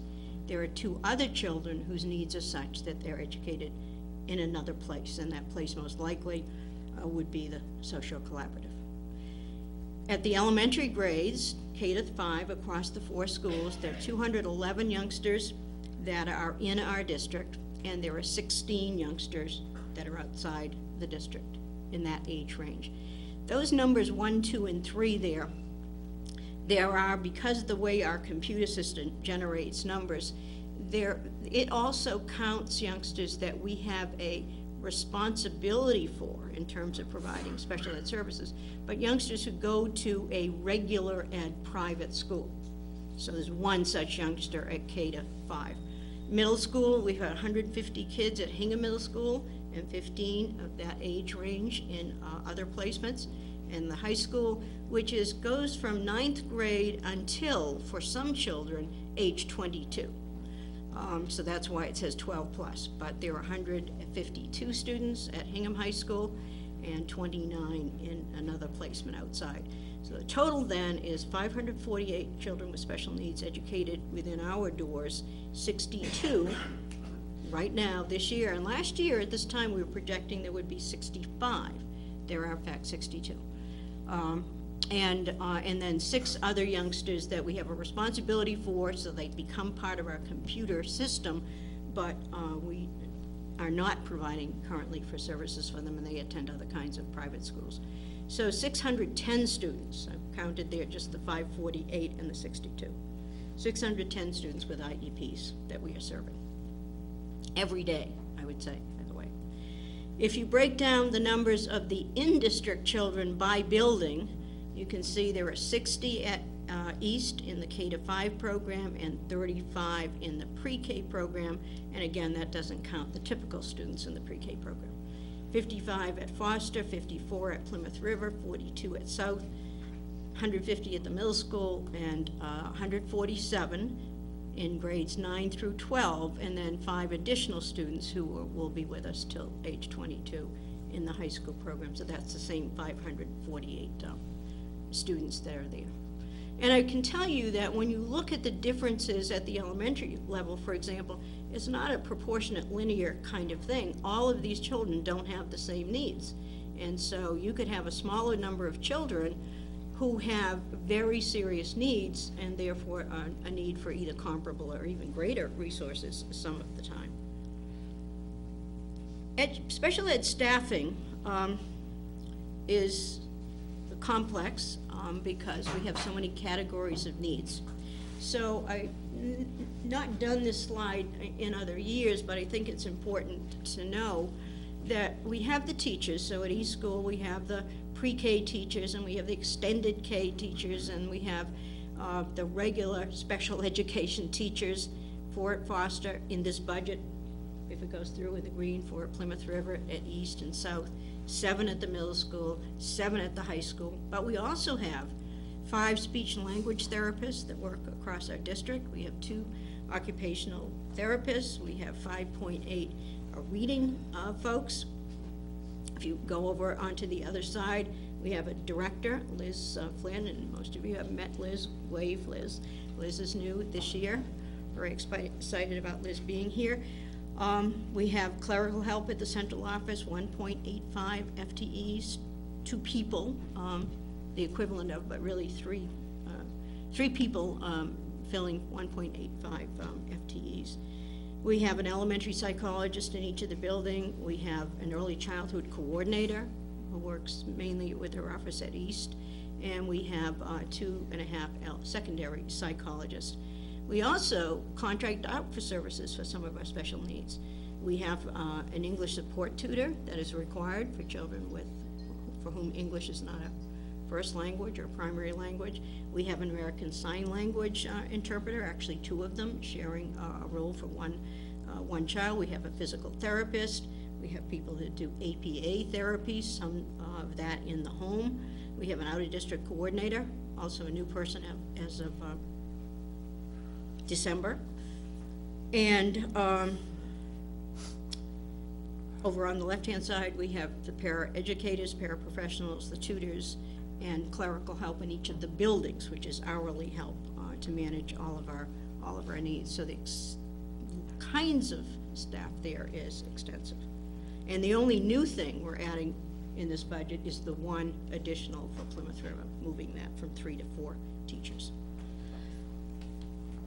This is a chart that shows the children who are in our district by their primary disability. There are 11 categories of disabilities, and many of our children have multiple disabilities, but the law says you have to name one as the primary one. So the chart on the right then indicates the categories, and you can read down, and you can read across from left to right and down from top to bottom. Specific learning disability is the major primary disability for the kids in district. Which should make sense to you, I think. And the second category is health, physical health kinds of issues, communications issues, developmental delay, autism, 42 students in our district with an autism diagnosis. And then multiple disabilities is a category in itself, and so on. So that's what the pattern looks like, or the profile looks like for kids in our district. For the 62 youngsters who are educated elsewhere, it's a very different profile, as you might expect. Now we have fewer students in the specific learning disability category. In fact, you can't even see it on the graph, that blank space on the left there. And then 5 students, and here you would read across. Health is the next category. The pale yellow category is communication. The kind of aqua is developmental delay. The 17 students with autism that we have out of district is next. Multiple disabilities is the largest category for people out of district, and you can imagine that makes perfect sense, and so on. So that's the profile of the disabilities by category. For those children who are out of the district, and this year there are 62 of them, and by the way, I mentioned earlier the 3 youngsters that were new to us during the year last year, for whom we had to pay a tuition this year, are not one of the 3 do we owe a tuition for next year. So that's the reason for, one of the reasons, but a big part of the reason for the special ed budget not being as large. So the programs, the kinds of programs the youngsters are in, if they're out of district, some are in a setting in another public school, mainly Situate and Braintree. I think those are the only 2. So 5 youngsters go to a program that either Braintree Public Schools runs or Situate Public Schools runs, and they tuition in students from other places, including Hingham. Then there are the collaborative programs. Socio-collaborative is the one to which we belong, but we also have children in others. So 26 of the 62 go to the socio-collaborative, and 10 go to one of the other collaborative, the Reeds Collaborative, the North River Collaborative, Pilgrim Area Collaborative. There are a number of them around. We have 2 children in SEIS, special education, and institutional setting, and that typically would be a place like the hospital school at Canton. Those are students whose tuitions you don't see in the budget because their the funding for those programs comes off our Chapter 70 money. That is how that is funded. However, there may be something in our budget for these children, because if they were to require an additional service such as an individual paraeducator, that would be a budget responsibility, whereas the funding for the program comes off Chapter 70. And then there's some private day schools. There are schools like the Carroll School, there are schools like Perkins School, Landmark, many other private schools. We have 12 children at those. We have some children who need a residential placement. And some of the programs to which our children attend are both residential and day program. And there are 11. So we are budgeting here for 66 students. Now, when I did this chart, we hadn't yet taken off the child who would graduate or the anticipated tuition. So that figure right now is likely 64, but of course it can change at any time. Out-of-district tuitions, you can see the range there. For the private day schools, it can be as little as $40,000 up to $106,000, depending upon the kind of program the child needs and the kind of disability. The private residential, not surprisingly, would be a lot higher, up to $213,000. Other public schools are more reasonable. The programs in Situate and Braintree are reasonable in cost if they are appropriate for the child. Social Educational Collaborative and the other collaboratives. Now, these are the tuitions that we anticipate, but it really is just a guesstimate, because in fact there are 6 or 7 placements here that our children attend where the school has asked for a fairly significant increase called a reconstruction increase, and those are decided by the Operational Services Division. We won't know those tuitions likely until the budget closes, and so we just have to carry estimates for those numbers. And one of the 7 is a tuition that the school is looking to increase by $23,000. So we had, when it's that kind of increase, we put that in the budget, even though it may not occur. But at this point, we can't risk having a deficit of $23,000 if they get an increase that we didn't plan for. So we're at the end, and because we've had thrown a lot of numbers at you, I've put up the same slide we started with, which is where we are now. And where we are now, January 31st, having cut 79,287 today, we're at a combined budget of 4.09%, a regular ed budget at 5.86%, which, given the increases that we've asked for, the new positions, I think is a reasonable budget, given what we're asking for. Special education down, vocational education has been level since the beginning. However, there's always, so I think that's a good news story. I went out this evening to get some dinner before I came here, and the person in the restaurant knew what I did and said, "Why are you here so early?" Well, I have to go back and do the budget presentation. And he said, "Well, is that a good news story or a bad news story?" I said, "I guess that decides on what side of the table you're sitting." But I think it's a good story because I think it's a good message. I think we've done a responsible budget. I think we've been responsive to the needs that we have and have had for a long time. I think we're continuing to look at ways that we can make this number a smaller one. And pleased that we are in a collaborative mode. We had a working session with the advisory committee, many members of the advisory committee back earlier in January. It was a productive session, so I'm feeling good about, from my side of the table, about where we are now and knowing that we still have some work to do. But there are always those things in the background that maybe are not such good news. And you've heard us mention mandates several times. Well, there are 4 sitting out there in particular that I am calling the heavy hitters because they have the potential for big dollar costs. One of them is the new fingerprinting law. Now, who can argue in this day and age with what's happened in our recent past that fingerprinting isn't a good idea? We think it's a good idea.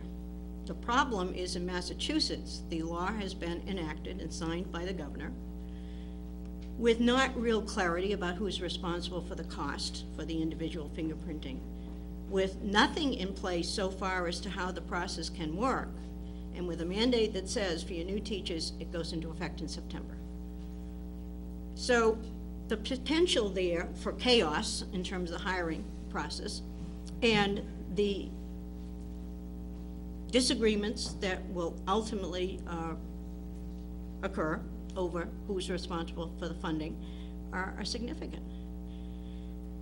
The funding is estimated to be $35 to $50 per educator, just roughly divided that if you're a licensed person, such as a teacher with a license, it would be $55, and if you're a paraprofessional, for example, it would be $35. I don't know how those numbers came up. But that can be significant dollars. We can phase it in. We have 3 years to get everybody fingerprinted into our system, and right now they're saying, well, it's just a one-time cost. But the Corey process was a one-time cost at one point as well, and now Corys have to be renewed every 3 years. So it isn't that these are bad ideas. Many of them are very good ideas. It's just that we need to do a better job in the state of preparing for mandates in terms of having processes and protocols and procedures and timelines that work, and a way of funding things so that everything doesn't fall into the lap of the school department. There's also a new law, Chapter 222 of the Acts of 2012, went into effect last year. But at the time I thought, well, this is a great thing because they said it doesn't have to go into effect until July of 2014, and therefore you folks have got a lot of time to work out how we'll manage it. And this is a law that is under the school discipline laws, and it is to provide access for excluded students. Now, excluded students might be students who have felonies charges against them. They may be students, drug and alcohol offenses, weapons offenses, assault offenses, where in the past, if we needed to exclude those students for a time, a piece of a year, or even more than that, they were responsible for their own education, unless they had special needs, in which case we maintained responsibility for educating them. This new law takes the most serious of our discipline concerns, and they're in categories, parts of the law called 37H and 37H and a half of the general laws, and says that if you choose to exclude these students, or if you feel it's necessary to exclude these students, sometimes for the safety of others, think of what felony charges could be, for example, then you are responsible for the cost of education. You're responsible for sitting down and developing plans. You're responsible for getting them the assignments and so on. So what are those kinds of education? It could be individual tutoring, it could be online courses, it could be an out-of-district placement, it could be some alternative program, none of which we have in Hingham, because our liability in terms of the number of these cases is fairly small. Just today, I heard in the news as I was coming here tonight that there was a case that was brought to Suzanne Bump, the auditor, to make a determination of whether, isn't this an unfunded mandate and isn't that supposed to be illegal in the state? Well, she did make the determination today that it is an unfunded mandate. On the other hand, the law says we have to provide the services. The law also says that the state may appropriate some money, but we know what appropriate means, the same language that's in circuit breaker, and it doesn't always get appropriated. So the potential here is very large. Small number of kids, fortunately, but a very large potential for some actual dollar costs. Park assessment, you all know that we have MCAS as the state testing system. Well, there's a new system that's coming on board for, I think it's 25 states have joined together in a form of a collaborative, and are coming up with an assessment system that will reflect the Common Core that many states have adopted. So everyone, of course, believes that we need a new system of testing to reflect the new education, the new curriculum. So that's fine. So we found out not long ago that the testing will be electronic.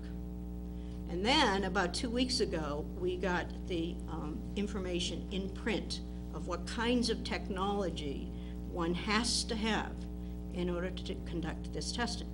So, of course, one of the things is that if you have a large school, if you have 4th, 5th grades, for example, at each school, then you need to test kids simultaneously, or at very least in 2 groups. So do we have enough computers? I doubt that we do, and I doubt that many districts do. Also, you have to have online access. Also, there are requirements as to the capacity of the computer. Could you use iPads? You know, they tend to be coming down a little bit in price. Well, yes, you can if you also provide a keyboard for them. You also have to provide for everybody headsets and microphones, because there's a speaking and listening piece of this. The first testing year is supposed to be the 14-15 school year. The testing would be in the spring. And so there's an enormous cost that's out there in really only one more budget season, not just for us, but for just about every community around us. And so that's a huge dollar cost, and we don't even know all of the details of it yet. But it's, if you read the document with all the requirements, we've talked to Joe Andrews about it. I'm sitting down with him again next week, but that can be an enormous cost. And then the last thing is the DESE regulation that we will phase in and through 2016 that has to do with English language learners. Well, how many children do we have in our town with that category? Well, we have 4 at the moment, 4. However, the law says that we have to train all of our teachers, and that every teacher, as we move forward, becoming part of the relicensure process, needs to be trained with very specific course work. And we're the ones that are going to have to provide that. And there are some free courses that are offered, but at the moment they're woefully short for the number of people that need to take them. But we're going to need to provide that money. So those are only 4 mandates that we have to keep our eye on. There are other potential costs. We had the Title IX compliance. We're working away at that, and we think we're going to be in good shape if the Fields project goes through. If the Fields project doesn't go through, then we're going to have some potential costs in terms of finding facilities, maybe renting facilities that give boys and girls equitable places to play. We have a coordinated program review that we started working on last spring. The visiting team is coming here the first week in March, and out of that will come a report. We don't know what may be in that report. Additional school security issues. We've had a number of conversations, the latest one today with Mike Perino and a couple of his offices, the resource officers. We've had some great discussions. There is a little money that we've put into the capital budget to look at things like additional cameras and more powerful radios for communication and that kind of thing. But I believe that we may end up with some mandates that may come from the state or federal level about that. So that's the kind of bad news of the day. However, we try to keep our heads up and we try to be efficient with the dollars we have and what we do. And I could make a huge, long list here. I made a fairly short list of some of the things that we do to be efficient. Not always in terms of saving dollars that you can see, but allowing us to keep up with the increases that are in front of us. And so I started a list the other day, and then I sent out an email to the principals and said, I'm trying to list some efficiencies. I know that I haven't got them all, so what do you think? And everybody sent me in some additional ones. Most of these things are then summaries of examples, but certainly I could give you examples in detail.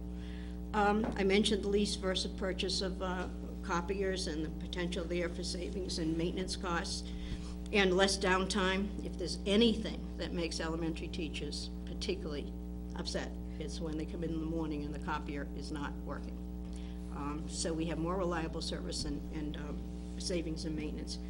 Electronic means for home to school communication as opposed to paper newsletters that go back and forth, and report cards and warnings, and many of those things now are done on X2. Big savings in mailing and paper and production of things there. We have huge recycling and composting efforts everywhere. I think Paula said 50 pounds a week compost. So that certainly saves disposal, but it also generates some revenue. And that's certainly true with the paper recycling that we do in all the buildings. Kids are very involved in that. We've been doing that for a number of years. But savings that can be concrete to the point of not having to haul away so much and, you know, maybe not as many dumpster runs, those kinds of things. We are now requiring direct deposit of all of our folks, and we're moving toward paperless payroll, and many of our bargaining units are already involved in that. That's a savings of printing checks, or even if you had direct deposit, you still had to get a paper thing. We're moving to totally paperless. That will save on personnel time, printing of checks, more accurate reporting, and that kind of thing. We revised the ordering protocols. John did that last year, so that more of the ordering is done at the building level, and that is prevents, I think, overstocking when you order just once a year from a centralized place, and also better inventory control. Standardizing the paraeducator services across the elementary schools. Last year, we asked the 4 elementary principals to sit down and see how they use paraeducators for their regular ed services, for things like the playground duty, office support, and that kind of thing, and to try to standardize so everybody's doing the same thing. And we had about $50,000 in savings. Of course, we had more than $50,000 in increased special ed para things, but there was a savings by doing that. Energy reduction and energy management projects. We have some projects that are in the capital budget and also in our regular budget, so that savings energy, of course, saves dollars as well. And they're wonderfully new technologically helpful systems to help us do those kinds of things. Finding new ways. Liz is working very hard at this to provide free and appropriate public education in district, and that's through new cohort groups. We have 2 new cohort groups at the preschool level and the kindergarten, and intensive integrated preschool and integrated kindergarten, keeping youngsters with severe needs in our district for longer periods of time, and that's a wonderful thing for the kids, but also savings. Also reviewing the contracts. We have a lot of services that we contract out for, and you know, they're individual contracts in some cases, or contracts with an agency and others, and really looking at those closely to see if the terms can be better terms, reviewing those. We'll be just beginning an initiative cross-training our central office staff so that we have backup, more than one person who can do a job when people are out sick, but also trying to meet the many new demands we have at that level in a reasonable way. In most of the buildings, principals try not to hire substitute teachers for some of the support roles. They try to cover if it's just a temporary absence. If it's a secretary or sometimes a custodian or paraprofessionals. Can't always do that. If someone is assigned to a child, they have to be there, so there's a cost saving. So the list could go on and on and on, but we want to reassure you that we try where we can to save money and provide quality services at the same time. Capital budget is an emerging one. You know, the capital budget goes a different route. So the long-range planning committee is meeting with John, and had an initial meeting. First of all, an initial budget proposal, which was $1.2 million, and has met once with capital, asked to look at things again. So some of the needs were redistributed, moved into the 5-year cycle rather than into the coming year. School committee meeting, that discussion took place. So as of January 24th, the budget request was at $790,334, and then some further work happened as recently as last night with long-range planning committee, and so it's now at $660,734. Not because we don't need the things that are there, but because we understand that everyone has needs, all the departments do. But I think you all understand that the further you defer things, they don't get any better, they get worse. This chart shows you how those capital requests at this point are broken down into building technology things. That's the bluish color up near the top. the regular technology budget, and then there are things like some safety items and efficiency items, whether it be electricity savings, areas where you get some efficiency, you have to spend some money up front, but then it pays for itself. And so this is the way they're divided up. I believe that next Wednesday, is it, Andy? The group goes back to the Capital Outlay Committee again, and we'll see where we go from there. So, next steps. There's the formal public hearing on the budgets, and budgets means the operating and the capital, that the school committee needs to have each year by law, and that's scheduled for February 11th. So that'll be advertised in the paper, posted elsewhere, and that'll be a formal budget overview. There is a next meeting with Capital Outlay. When I wrote this early this afternoon, it was to be determined, but tonight we know that it's February 6th. School committee at this point is scheduled to adopt a budget on February 25th. We know that the education subcommittee of the advisory committee will be recommending a school budget to the full AdCom on February 26th. And we know that the advisory committee will vote on the 28th, and we're not sure about when the selectmen will vote, but certainly in that time frame we expect to vote.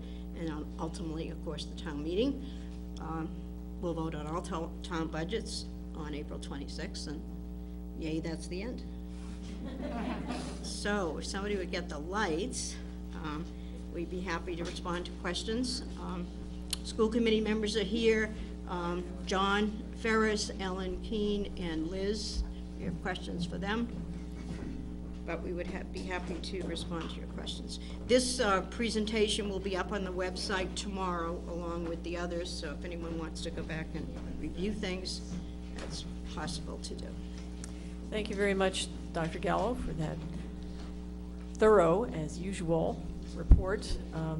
It's always great to have this once a year big picture review of what's going on. And so what I'd like to do at this point is, unless you have any further comments, I'll ask my colleagues if they have questions or comments they'd like to direct to Dr. Gallo or the school committee or any members of the administration who are here. Mr. Rebuffo, any? Thank you, Dot. That was, as usual, very thorough. Thank you. And in view of the hour, and I know there are people behind me, so I will not keep us here later, but I want to thank Carol for giving me that quality side of the numbers presentation. I'll add to my request, if I may, and it's to John.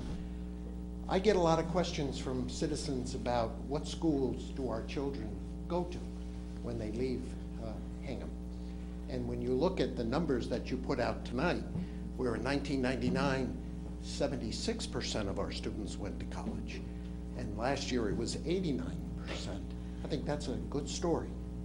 So if you could give us a list, question one is a list of the students, not by name, but the schools that they go to. And the second question, which is a question I had with one of the advisory committee members tonight, getting into some of the better schools is becoming a challenge. So if you could add to that, how many of our children apply to a #1 Division I school, and then how many get in? But I don't need the names, I just need the numbers. That would help reinforce the numbers as to how we are doing on the education side. Okay, so, good. That's all. Thank you. Ms. Lutter. Yeah, we can, Bruce, actually get you a copy of annually, Heather Llewellyn, who's the Director of Counseling, puts together a report every year for the prior year graduating class, and actually some of the slides that Carol had came from that. We can give you that whole report, and it lists colleges, not names, obviously. I would urge you, however, we'll provide them for 2 or 3 years, because classes have their own personalities, and so I think it's informative to look at multiple ones to get a better picture. Just to, I recognize that, but I can also tell you, as when I was on an admissions board, the history of a high school is very important to the admissions board. So they like to see that, and that reinforces the quality aspect of the school. That's why I'm interested. Thanks. I also want to thank Carol very much for all you've done. You're definitely a class act, very much. And also for the information you provided at the beginning. And Dot, I don't know how you do it. Thank you very much. Thank you. John, I want to thank you for making this so small we can't possibly ask questions. I'm going to get my eyes checked, and I have very good eyes. A couple of small questions. One thing I was very surprised at, Dot, Kids in Action is not throwing off any extra revenues for you to use? Or am I misreading this, or just can't read it? No, Kids in Action, first of all, there are some offsets in different sections of Okay. the budget, so this was an additional amount. Okay, because Number down one. here I saw a 0, and I know it's a very great program, but it also, I believe, throws off a little money to use elsewhere. It does, and it was actually one of the charts tonight. Be aware, however, that there is less money that we can use to offset the budget because we are, for that program, paying the benefits. Okay. So that's important. Well, that's good, because that's the holistic picture. Right. Then a question that I will ask, and thank goodness it's beyond Christmas, so nobody can take me off the Christmas card list. Any thought to charging for busing? And the reason I ask that, when we looked, and I haven't looked in about a year or so, we're one of the last communities that are not charging. We talked about it a little bit. The policy committee would be the person there. We've done a survey looking at fees, in particular athletic fees, whether or not they need to go up. There has not been that full proposal, and I think the school committee probably is mixed on that. It certainly would be their decision, not out of the realm. It's something I feel personally strongly about, that we are a public school system and we already charge a lot of fees, and kids ought to be able to get to school. But certainly that proposal could come at any time from the policy committee to the full school committee, and we do collect data, so we know what other districts are doing in which areas. Could I echo, I would just like to respond to that too, Emma. We looked at bus fees, I think 3 years ago, when things were dire, and it's something we're very mixed on, and that would go to policy. We have a great tradition here in Hingham of providing buses and transportation to our children, so I think we would look at that very carefully. And you can look at it from a moral perspective. You can also look at it from a practical perspective. As you're very aware, we have parking and traffic flow problems everywhere in our schools, and a lot of parents who already drive their children, and having everybody having to do that would exacerbate. So a lot of different aspects of the issue. Well, thank you very much for, just my comments would be thanks for this needs-based budget. I think that in the last 3 years, as we have struggled to climb out of the rabbit hole that we have fallen down into along with every municipality in the country, it's been hard sometimes, maybe, it's been hard to keep track of what we have had to forego during those years, maybe because it's just hard to look at or hard to think about. And it's great to have a reset and bring everything forward. Being presented with a needs-based budget doesn't mean that we'll be able to meet every need that's reflected in that budget, but I think it's very important, if we can't do that, that we be able to look ourselves in the eye and know what it is that we are foregoing when we can't meet our budgetary needs. And that's for me, that's sort of a measure of sanity of a budgetary process. If you know that's happening, then you're on the right track. And I'm also, as you probably know, I'm pleased to see the enrollment-related needs included in a more fundamental way in the budget. For like 12 years now, I have always had a hard time, and it comes up frequently, understanding why, if we were presenting, sometimes we would present a level services budget, but it might not include increases made necessary by enrollment. And it never made much sense to me, because if you ask somebody on the street if a level services budget means, say, the same class size as last year, they'd probably say yes.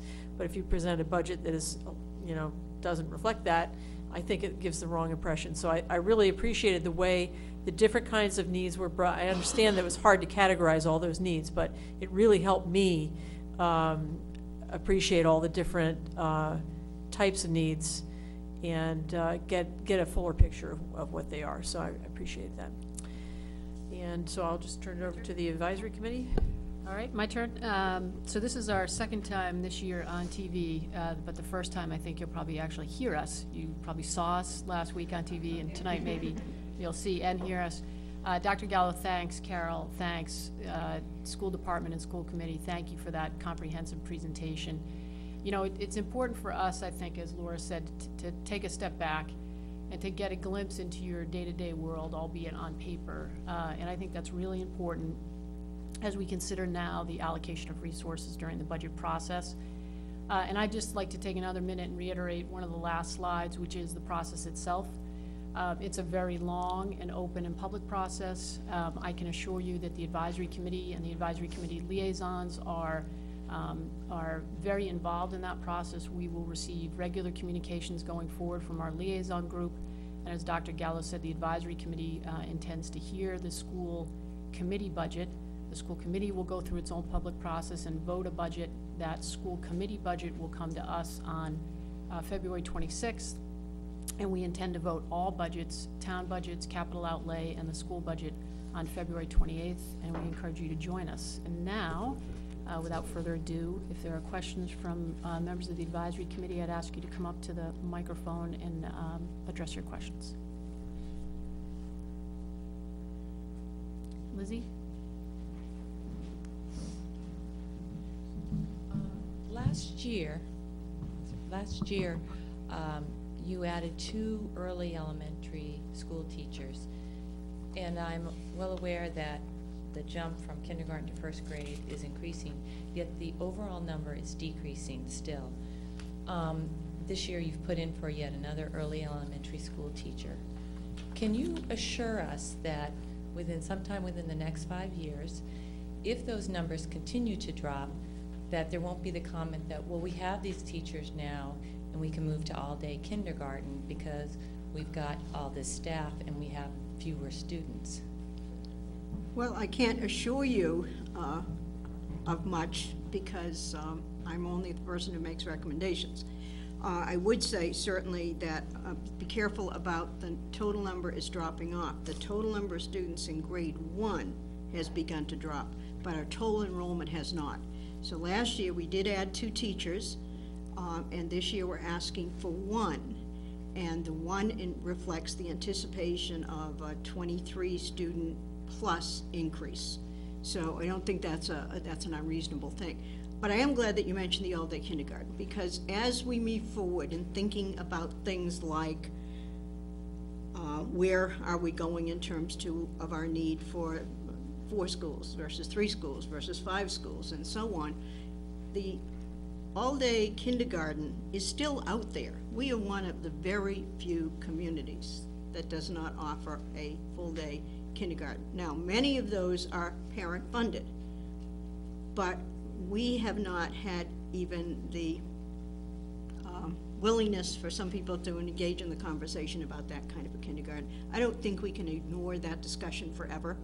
So we proposed it the year we were looking at opening the East School. And the reason we proposed it then was that when the East School was built and when we got our funding from the School Building Authority, it was with the assumption that there would be 4 schools and that there would be room in those 4 schools for 4 classes of every grade level.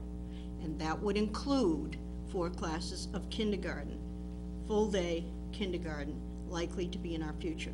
So that was the assumption under which, one of the many, we got that money. So that year, we made that proposal thinking, well, now we have the space. Prior to that, we didn't have the space anyway.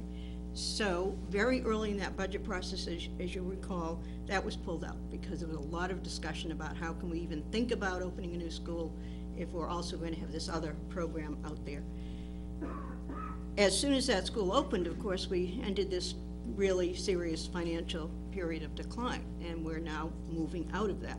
But I don't think that we can ignore forever the need to have that conversation again. I think, however, I certainly wouldn't say if the elementary enrollment goes down, then we shouldn't be hiring new teachers. Now, does that mean laying off teachers? Well, not necessarily, because we always have attrition.